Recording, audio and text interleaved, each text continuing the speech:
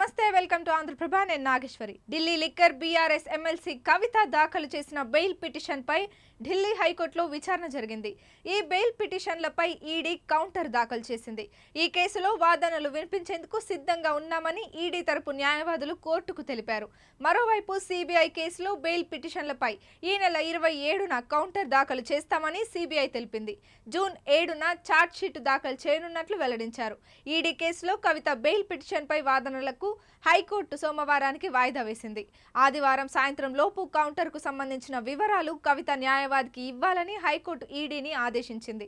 అనంతరం వాదనలను సోమవారానికి వాయిదా వేసింది। ఇదిలా ఉండగా ఈడీ సిబిఐ కేసుల్లో తనకు బెయిల్ నిరాకరిస్తూ ట్రయల్ కోర్టు ఇచ్చిన తీర్పును సవాల్ చేస్తూ కవిత హైకోర్టులో పిటిషన్ దాఖలు చేశారు। మరోవైపు Delhi liquor policy ED CBI కేసుల్లో కవిత పాత్రపై సాక్ష్యాలు ఉన్నాయని పేర్కొంటూ ట్రయల్ కోర్టు బెయిల్ నిరాకరించింది। మార్చి 16న లిక్కర్ పాలసీ ఈడీ కేసులో, ఏప్రిల్ 11న సిబిఐ కేసులో కవిత అరెస్ట్ అయిన సంగతి తెలిసిందే। కవిత ప్రస్తుతం జ్యుడిషియల్ కస్టడీలో తీహార్ జైల్లో ఉన్నారు। పిఎంఎల్ఏ సెక్షన్ 19 ప్రకారం కవిత అరెస్టు చట్ట విరుద్ధమని, ఆమె 100 కోట్లు చెల్లించినట్లు ఎక్కడ ఆధారాలు లేవని ఆమె తరపు న్యాయవాది కోర్టులో గట్టిగా వాదించారు। ఈ మేరకు ఈ కేసులో కౌంటర్ దాఖలు చేయాలని ఈడీ సిబిఐలకు కోర్టు నోటీసులు జారీ చేసింది। దీనిపై విచారణ సోమవారం అంటే మే 27న జరగనుంది।